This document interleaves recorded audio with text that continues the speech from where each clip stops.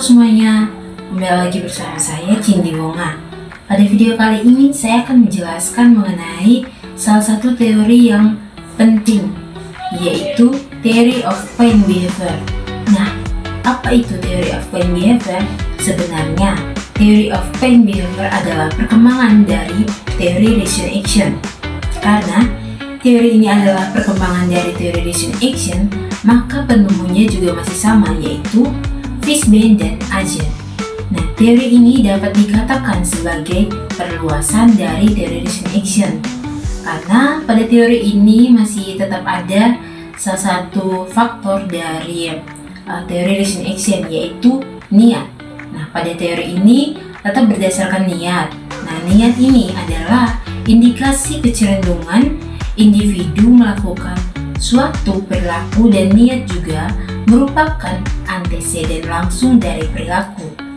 Nah, yang berbeda dari teori Reason Action dan Theory of Pain Behavior ialah salah satu faktor tambahan, yaitu faktor persepsi.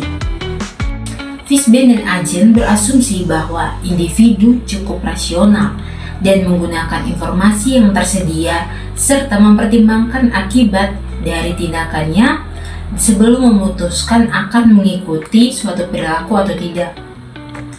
Nah, ini dapat disebut dengan terencana. Terencana di sini maksudnya seorang individu ini akan berpikir dengan rasional, yang artinya masuk akal, dengan menggunakan informasi yang ia dapat dari manapun. Kemudian ia menyaring semua informasi-informasi tersebut. Nah, setelah menyaring, dia mempertimbangkan akibat dan tindakan sebelum memutuskan akan mengikuti suatu perilaku tersebut atau tidak. Selanjutnya, di sini sudah ada kerangka Theory of Pain Behavior. Nah, dari kerangka teori ini kita dapat melihat perbedaannya. Kalau teori Reason Action itu hanya dua faktor, yaitu behavior belief dan normative belief. Nah, kalau pada Theory of Pain Behavior ini ada tambahan faktor, yaitu control belief. Nah, faktor yang pertama yaitu behavior belief. Behavior belief adalah hal-hal yang diyakini atau pemahaman individu mengenai sebuah perilaku. Nah, pemahaman tersebut akan mendorong sikapnya terhadap suatu perilaku yang diperoleh dari keyakinan. Yang kedua, faktor yang kedua itu ada norma subjektif. Norma subjektif ini adalah norma atau pendapat yang dibentuk orang di sekitar individu tersebut.